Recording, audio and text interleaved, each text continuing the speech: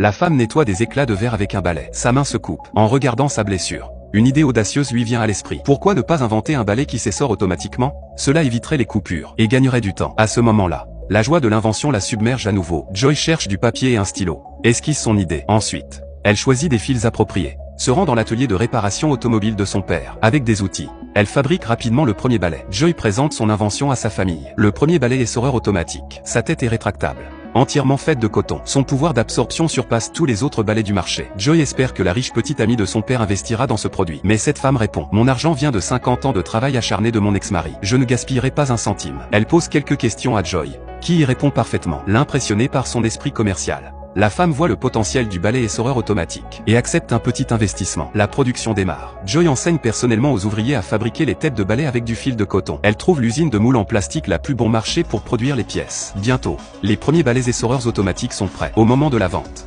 l'usine envoie une nouvelle facture pour le gaspillage de matériaux lors de la fabrication des moules. Joy estime que c'est la faute de l'usine et refuse de payer cette somme exorbitante. Joy contacte le propriétaire d'un magasin, espérant vendre les balais dans sa vitrine. Mais il ne travaille qu'avec des distributeurs. Elle s'adresse aux distributeurs, qui affirment que personne ne paierait $20 pour un balai high-tech. Après plusieurs refus, Joy se résout à vendre les balais elle-même devant un grand magasin. Mais avant même d'en vendre un, la police confisque toute la marchandise. Son ex-mari passe par hasard, assiste à la scène. Il suggère à Joy d'essayer de vendre les balais à la télévision et la présente à Nick, qui travaille à la chaîne. Joy démontre le balai essoreur automatique à Nick, qui trouve l'invention pratique et commode. Il accepte de la promouvoir dans son émission, mais exige qu'elle produise 50 000 balais en une semaine. Nick emmène Joy visiter le plateau de vente télévisé. En moins de 10 minutes d'émission, il reçoit 20 000 commandes par téléphone. Cette méthode de vente innovante redonne confiance à Joy dans son produit. Elle sollicite un investissement de $200 000 de la riche femme pour produire les 50 000 balais. Mais celle-ci répond: j'ai déjà perdu $18 000 sans vendre un seul balai. Cette fois, Joy doit fournir la moitié des fonds pour que l'investissement soit accepté. Joy hypothèque sa maison pour obtenir un prêt et produire les balais. Enfin,